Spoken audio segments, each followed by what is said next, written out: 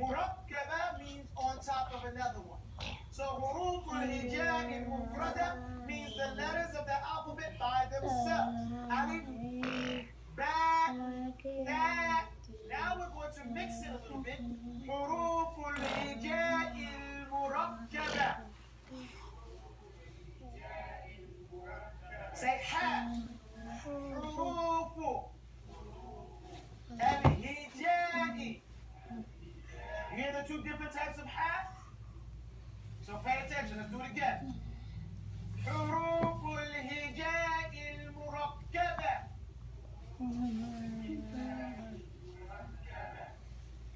ألف لام ألف لام ألف باء ألف لام ألف لام. Pay attention. لام ألف لام حاء. Please do it with my sound, my nagma, my rhythm. It's not mine, it's from my teacher. Who got it from his teacher, who got it from his grandfather, who's the one who made this. Okay? Lam alif ba lam ba kaf kaf. Now, it's not that he doesn't know what these letters are, that you don't. But this is the practice, the necessary practice that a student goes through. Why is this important?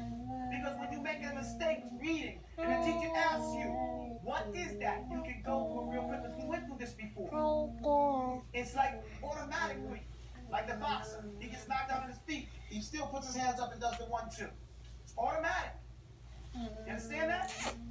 So, he shows you different ways you're going to see lam alif. Lam alif. Lam alif.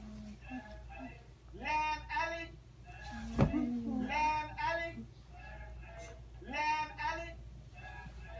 Ba lam ba. Kaf. Kaf. So different ways you'll see kaf, right? Kaf ba. Kaf ba. Kaf alif.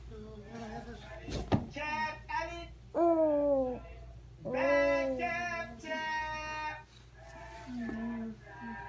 Ta kaf ba. This lesson right here is to practice your pronunciation, so you don't get it twisted. Kaf alif. Kaf alif. Ba kaf ta. Ta kaf ta. Because that fa ending that goes into a fa is difficult at times. Say kaf ta.